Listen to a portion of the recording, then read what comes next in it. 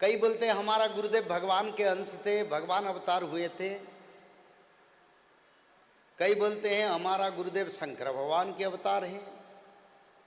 कई बोलते हैं हमारा गुरुदेव भगवान विष्णु है, दत्तात्रेय भी हैं।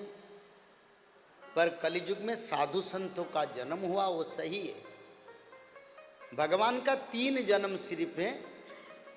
और कई अगर बोलते हैं हमारी परंपरा, हमारा गुरु ने भगवान, तो ये वेद विरोधी और वेद को विरोध करना जैसा एक स्वतंत्र प्रक्रिया है, उसमें आप लोग मत जाइए। क्योंकि कलियुग में सिर्फ 3 अवतार, श्रीमद् भागवत में क्या लिखा है? बौद्ध अवतार के बारे में लिखा है, चैतन्य महाप्रभु के अवतार में लिखा है, कल के अवतार के बारे में। पंच सखाओं ने भी लिखे हैं, कलिरे तिनी जन्म हेवे परा प्रभु श्री नारायण से जय भक्त जीव जीवन। यानी कलियुग में प्रभु का 3 अवतार और भक्त का बंधु भगवान 3 अवतार मत, जैसे कि बुद्ध अवतार, चैतन्य अवतार और भगवान कल के अवतार, तीनों अवतार।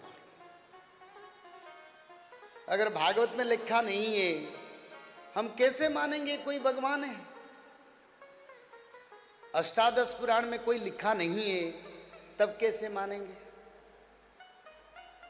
तो भगवान के अवतार 3 अवतार हैं। दत्तात्रेय अवतार के बाद प्रभु फिर यज्ञ अवतार यानी यज्ञ पुरुष अवतार सृष्टि हुए। पिता के नाम रुचि प्रजापति और माता के नाम आकृति देवी।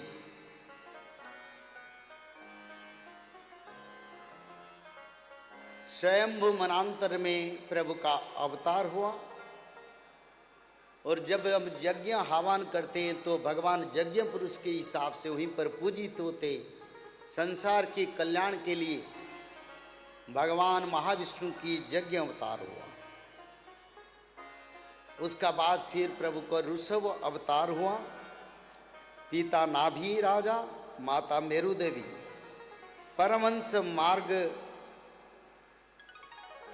परमहंस मार्ग यानी मनुष्य को, जीव को परित्राण के लिए जो मार्ग है,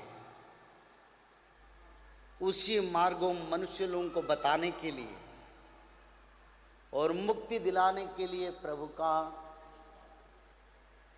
यह अवतार हुआ था। उसका बाद पृथ्वी अवतार आया। राजा बेण के पुत्र के हिसाब से भगवान महाविष्णु प्रजाओं को रक्षा के लिए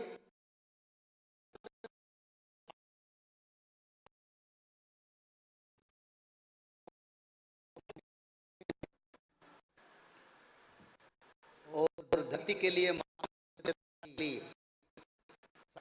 औषधि, सस्य, फल मूल, जब पृथ्वी ने सस्य गोपन करवा दिया था, उस सबको उद्धार कर।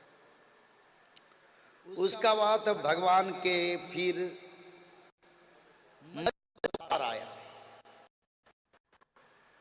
और मत्स्य अवतार प्रभु का 10वां अवतार है। और मत्स्य अवतार पहला अवतार है। मत्स्य वराह